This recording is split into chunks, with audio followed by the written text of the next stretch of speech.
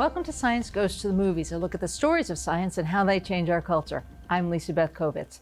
This year, Arthur Conan Doyle's 4 novels and 56 short stories about Sherlock Holmes will become public domain. In preparation for the deluge of Holmes stories, I am delighted to play Dr. Watson to neuroscientist, author, and professor Dr. Stuart Firestein as we discuss Sherlock Holmes and methods of logical reasoning. Stuart, welcome back to the show. Well, it's such a pleasure to be here. I always enjoy these conversations, and I enjoy watching the show online and everywhere else, so it's great. Thank you so much. Nice to be in this seat for a change. If I say Sherlock Holmes, you probably think calabash pipe and nobody wears a deerstalker hat in the city. And of course, deductive reasoning. But when Sherlock Holmes enters a crime scene, he does not reach a conclusion until after he assesses the clues. Is that deductive reasoning? No, that is not deductive reasoning. It just sounds good, deductive reasoning, I think. I've deduced this, so there you go, you know. It would be what we call inductive reasoning, in fact, where you look at the data first, then come up with a theory, set of ideas, and then try and make a generalization out of all of the evidence you can collect, which is what, of course, Holmes generally does. And despite being culturally known for deductive reasoning in A Scandal in Bohemia, Sherlock himself said, "It is a capital mistake to theorize before one has data. Insensibly, one begins to twist facts to suit theories instead of theories to suit facts." That probably sounds better with a British accent, but it also... It still sounds good. But that does sound dangerous, to twist your facts to suit your theories. This is a very common and well-known effect in science that we worry about all the time. Yes, it's what we call confirmation bias. I mean, it goes on in lots of places, but it's most dangerous, I think, in science. Richard Feynman, the famous physicist, was once famously said, "The purpose of science is to not fool yourself, and you are the easiest person to fool." And that's true, and we have to watch out for that, because we do tend to see, if you come up with a theory, if you come up with a hypothesis, then you tend to notice the things that confirm it, and you somehow or other find ways to dismiss the things that don't. So we rely on inductive reasoning, which is nowhere near as dependable. You can make lots of mistakes with inductive reasoning, but that's the price you pay. So we've got deductive reasoning, we've got inductive reasoning, but then there's also something called abductive reasoning, which I'm going to assume has something to do with my abdominal muscles, right, Stuart? No, nor does it have anything to do with your being abducted by aliens. Although either of those definitions would be in many ways more suitable than what it does mean, because I have no idea where the word abduction comes to describe this kind of logic. Well, I think it comes from the Latin to abduce, to take away. Yes, yes. So what it really relies on is the notion of just sort of regression. I guess you would call it a reversion to the best explanation. You see a little bit of data, you see something going on, and you come up with what you think is the best explanation, the most likely explanation for it, and then you kind of take that one and use it until it's disproven. Do you want an example? I do. Terry and Peter are in a relationship, but you've heard they've broken up. They've had a big breakup and they've broken up 2 weeks ago. But then one day you see them in the park riding bicycles together. So your abductive reasoning is, oh, they must have gotten back together again. Now that may not be true at all. It may be that Terry and Peter were also partners in a business, and they needed to tie up some loose ends, and they decided we'll meet in the park and ride bikes because we're still friends and we'll fix this up, right? It has nothing to do with getting together again. But that's abductive reasoning. That's messy. Messy, very messy. But we use it all the time. We use it in science as well. Just to give you another weird word, since we're into weird words in this particular episode. Another example of abductive reasoning and dangerous reasoning, I would say, that nonetheless scientists use all the time, is something called Occam's razor. So Occam's razor, which is about as weird a set of words as we're probably going to come up with. Not about shaving. Not about shaving at all. It's from Sir William Occam, but it's basically the principle of what's called parsimony. That is, you should always favor the simplest explanation over a more complicated one.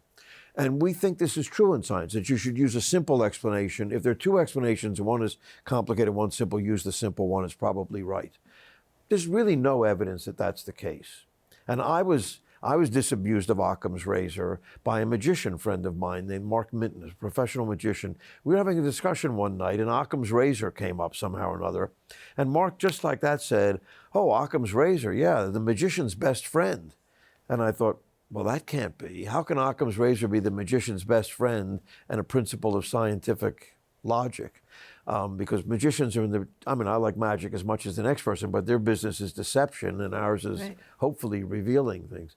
So I realized I think Occam's razor is a very bad idea. Yeah, because if it walks like a duck and quacks like a duck, it could very well be an automated decoy with That's right. sound. Yes, that's exactly right. There are always other explanations, and the simple one will, throw you off. Using logic, Sherlock Holmes sticks to the principle that once you have eliminated the impossible, whatever remains, however improbable, must be the truth. And episode after episode, that works like gangbusters because a highly skilled team of godlike writers wills it to be so. But let's talk real-life causation. You want to throw correlation in there as Correlation. well, just to really Let's hit all the confuse C's. issue. Yes. Well, this is always a problem in trying to determine how deeply you really understand a thing or an explanation. So you can have, it's especially, I guess, important these days with things like artificial intelligence and machine learning, because now we can take a huge number of correlations, which are not considered as strong as causation. If you really know that smoking causes lung cancer, because you can see these steps in which the ingredients in smoke cause cells to do this and turn cancerous, that's causation. You have it sealed. If, on the other hand, what you have is that lung cancer is far more prevalent among smokers than non-smokers, you have correlation. And that doesn't seal the deal, especially if you're a tobacco manufacturer and you want to push the envelope. So correlation is not as strong as causation. On the other hand, now we have supercomputers and AI and machine learning that can do massive, massive numbers of correlations. So many that it virtually becomes causation, it seems to me. Virtually. Yes. And what are we talking about when we say virtually? Because are we talking about the public understanding, or are we talking about a hard science? Like, if we keep repeating it, do we start to believe it, or are you saying that it starts to become real? Well, I think you can have, you begin to have more faith in it. You have to talk about sort of, it's odd to think about in science, but sort of levels of faith or maybe levels of belief, right? So if the correlations are stronger and stronger and stronger, and you at some point say, this is 99 point some odd percent likely to be the case, then I'll take that, right? If it's only 70%, I'm not as sure I'll take it, but I might, So you have to learn to kind of embrace a level of uncertainty that just will always be there. You have to see uncertainty as a valuable thing, not something that creates anxiety and misery and we'd like to be without. A world of certainty would not be that much fun. If you knew everything was going to happen according to some clockwork formula, Well, does it? would that be interesting? So let me ask you your opinion. Do you think that some of the issues that we're having in America with outlier theories and conspiracies, do you think some of that is a desire for something to be controllable and not a maybe? Yes, I think very much so. I think we are in some ways stuck in this sort of 19th century deterministic view of the universe as being some clockwork mechanism that, ticks away and has since the beginning of time and will continue ticking away and, will always tell the right time, supposedly. But I find that a very interesting, boring place to live, really, isn't it? So I think we should think twice about it. But yes, I think there's a piece of our brain that likes certainty, that would like to know this is the way to go. Doctors face this all the time. They will come to a patient with 3 or 4 choices of a treatment, and patients don't want that. They want to know, well, what do you think, doc? Sure. What would you do? Well, yeah. We all do that, right? Yeah, we'd like to know. This is the way to go. Yeah, we'd like our experts to be infallible. Yeah. But infallible is always bad. That leads down bad roads. Final solutions, infallibility. Those are terms, those things never turn out right. Sherlock Holmes and really all of our crime dramas lean heavily into abductive reasoning. When they enter a crime scene and the kettle is still burning and the porridge is still hot, the detectives take away or abduce certain logical assumptions about what happened to form a hypothesis and then start down the path towards what we often call the scientific method. Stuart, what is the scientific method and why are you so against it? Apparently my reputation precedes me. I'm not totally against it. I just think it's misused a great deal. I mean, the scientific method says, you make an observation, then you come up with a hypothesis about this observation, then you test it, and you revise your hypothesis and make new observations. You kind of do that ad nauseum, I guess, until you're satisfied that you have a correct hypothesis. So there are a number of things that are problematic about that, one of which we sort of started the conversation with, which is it leads to confirmation bias. You come up with a hypothesis, then you're going to influence the observations you make. And you're going to make observations that are in line with your hypothesis. Because we all love our little cute hypotheses, right? They're our smart little idea about how it all works, And so it can lead easily to that. Also, we teach it as though this is the way scientists work, but nobody tells you how to do the most important part of it, which is come up with a hypothesis. I mean, where do you do that? Was there a book somewhere? You look them up? This is the key to it, and nobody tells you how to do that. So it makes it sound like there's a recipe when there is no recipe. There is no simple method for doing this. Now, the scientific method can be used post hoc. Sometimes you make a discovery, you come up with something, you find out about it, you got the hypothesis, you got the observations, then you may apply the scientific method to sort of be extra rigorous about it. That could happen. It's a wonderful article written by Peter Medawar, who was a famous immunologist, passed away a number of years ago. He was known as the Carl Sagan of England, actually. He was very good at popularizing science. He wrote an article for a popular audience called, "Is the Scientific Paper a Fraud?" And the answer is yes. Shockingly, because it's never presented in the order in which the discoveries were made, right? We present it in a narrative that's now sensible and possible to understand. But quite often the data in figure 1 is the stuff you found out last. And the data in figure 4 is the stuff you accidentally found out first, So it's never presented it's not a fraud, of course, in the sense that it's untrue, but it's not an accurate presentation of the way in which the discovery was made. But then we start to want it to be that way. The lay people and the general public want that. Yes, and so and indeed scientists even write the papers that way. They write this happened, and then we reason that. And from that moment on, it's bull.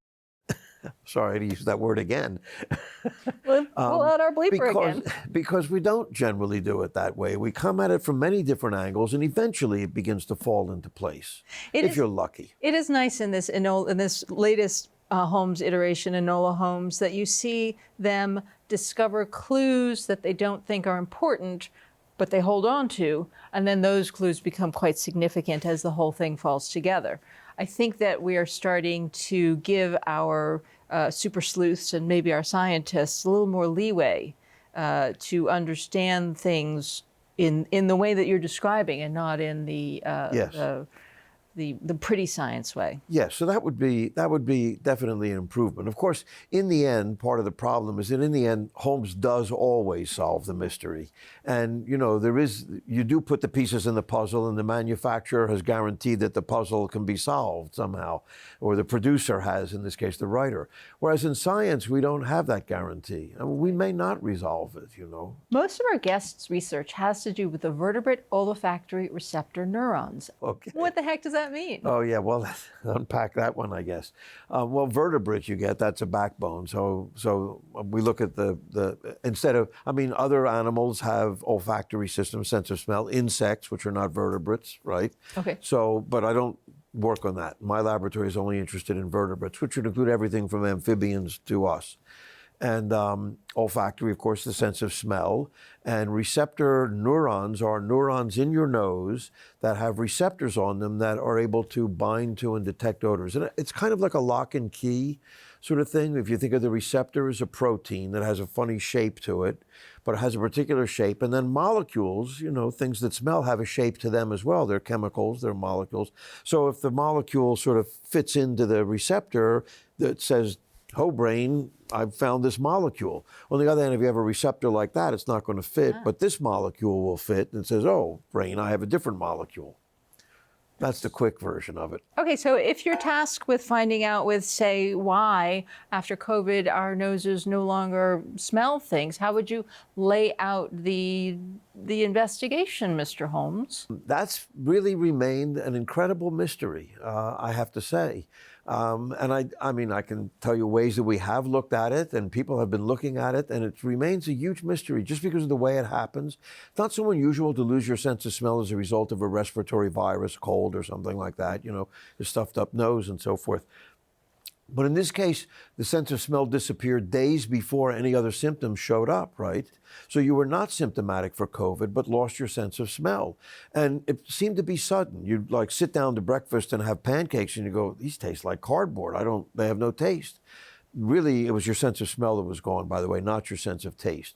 Because most of what we call taste is flavor, which is really your sense of smell. If you took person with COVID who said they lost their sense of taste and put sugar or salt on their tongue, they would taste it. Yeah. But they couldn't taste their food. They had no sense of flavor. So why it disappeared before symptoms even arrived, we don't know. And why most people, not everybody, but why most people recovered their sense of smell so quickly after the symptoms were gone, after they were had been cured of COVID, we don't know either. And we don't know why all of the other variants don't cause this loss of sense of smell, only some do. So it's a huge mystery. We've looked at tissue. I mean, part of the problem is that it seems only humans lose their sense of smell with COVID. Mice, for example, don't. And so we couldn't use mice. And so some of the experiments we might do, kind of you can't do on humans, you know, for ethics and things like that. That's a problem, you know. So we used post-mortem tissue from unfortunate victims of COVID, and we would recover nasal tissue. We could never, we and other laboratories, not just my laboratory, but many other laboratories, could never really find anything definitive wrong with these nasal tissues from victims of COVID.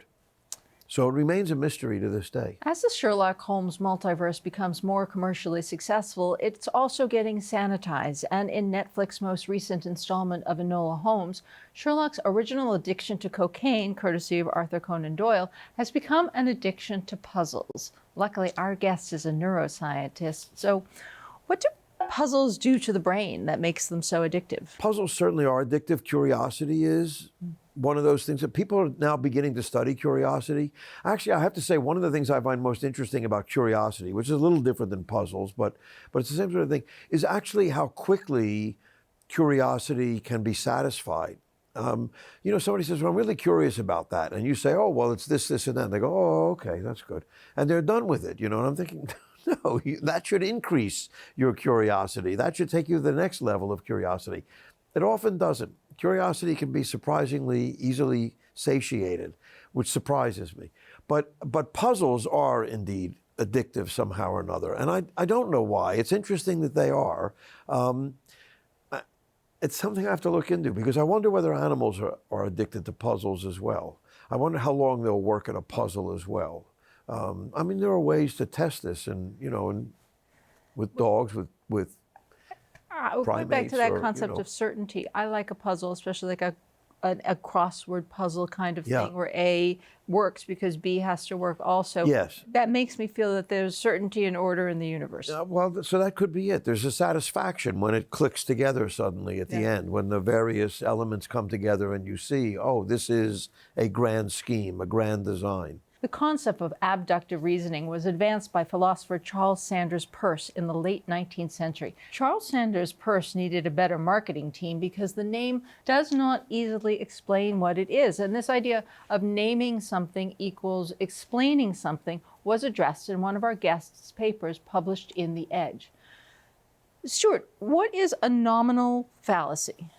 Yes, very common thing, and it's very simple, really, which is that we believe by having given something a name, we have also explained it, and we can now put it aside and move on, when we probably haven't explained it, or we've now left it to be never explained properly. This happened with gravity. Newton himself said there is this force, this strange force where two bodies attract each other over great distances and instantaneously. I have no idea what it is. I mean, he said that. I cannot imagine what this force is. I'll call it gravity. Here, I can tell you how it works. It has to do with the mass of the two bodies and the distance between them, and all of that works out, but he did not know what the force was. We just call it gravity. We're perfectly happy with that. But it's not an explanation of what it is. Einstein eventually did explain what it is with relativity. And is the problem that we stop looking because we think we're done because we've named it? Yes, I think that often is the problem. So you either get the result you think you should have had and then you move on, or you name something and you put it away. I'll give you another quick example. I hope it's quick anyway. The word instinct, I find, is a very dangerous word because it's one of these words that shrinks with knowledge, if you will. It's what it covers. So kind of any behavior, we look at animal behavior and we go, I don't know how it learned to do that, or I can't figure out how that came about. So I'll call it instinct. You know, it's part of the nature-nurture argument, which itself is a nominal fallacy, probably.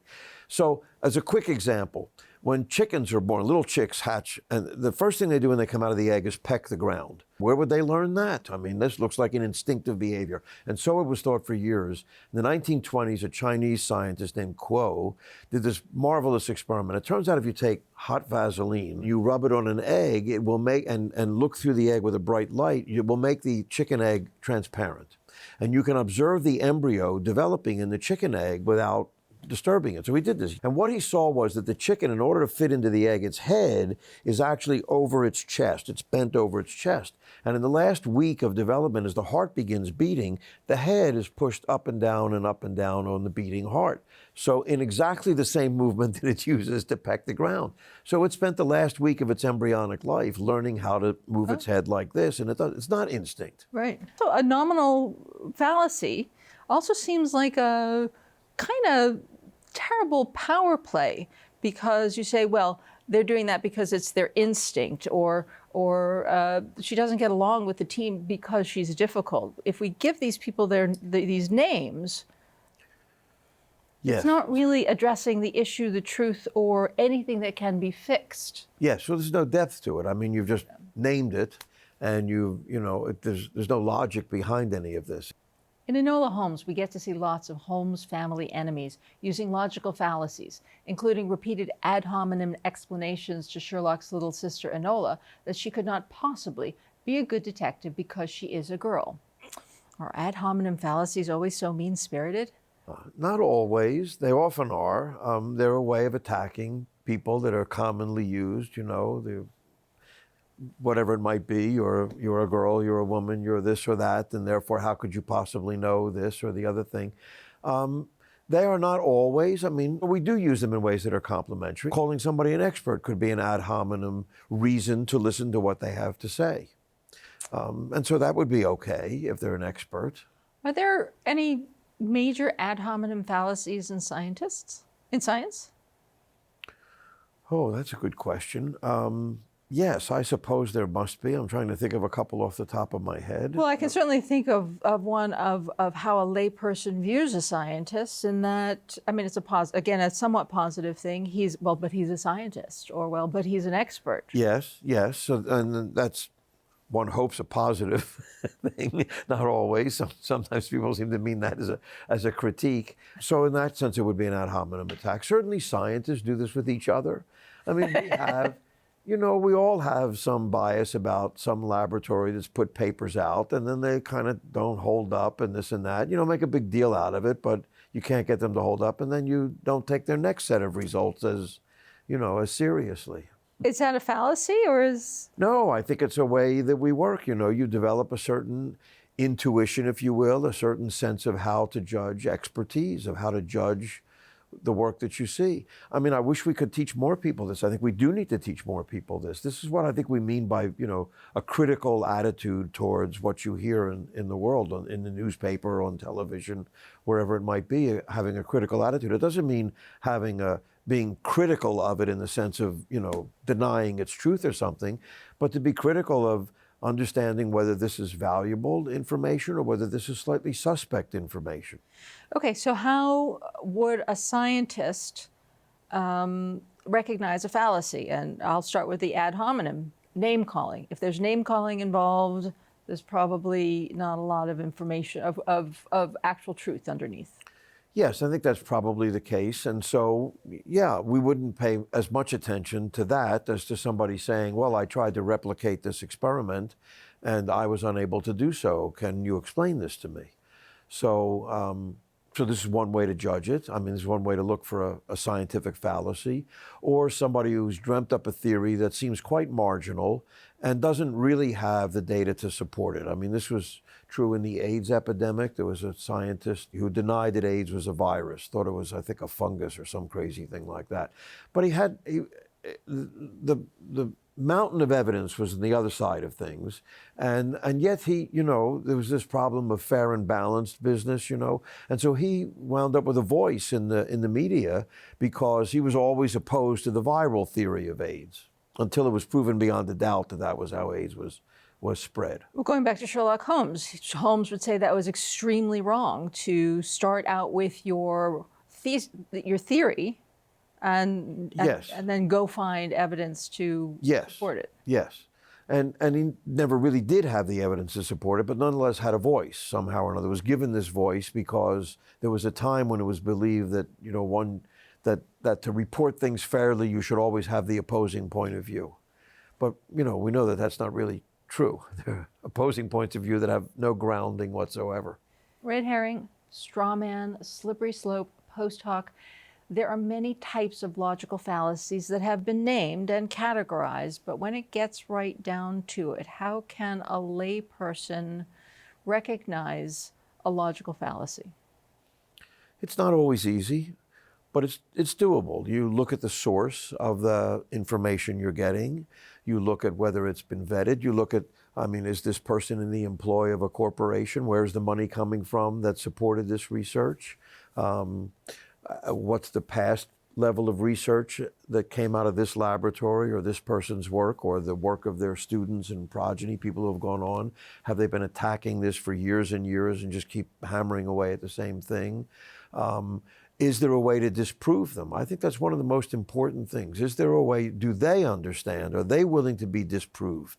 Are they willing to say, here are ways to disprove this if people want to try it? So beware of people who are certain. Yes, there's a great quote from André Gide, the poet, who says, I'll probably get it wrong, but I'm paraphrasing slightly, who said, follow those who seek the truth, flee from those who claim to have found it. I am so sorry that we are out of time. It is such a pleasure to talk to you. It's a good ending. Great ending. This is a pleasure. Thank you so much for having me back, Lisa. It's always good to have you.